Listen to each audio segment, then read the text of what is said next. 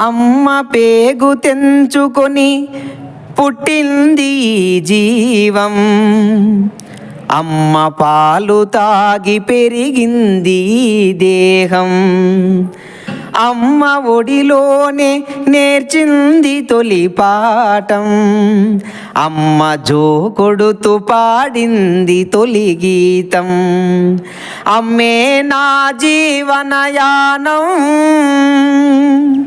అమ్మే నా జీవనయానం, అమ్మతోనే నా ప్రయాణం.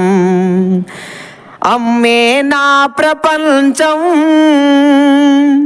అమ్మే నా పంచప్రాణం.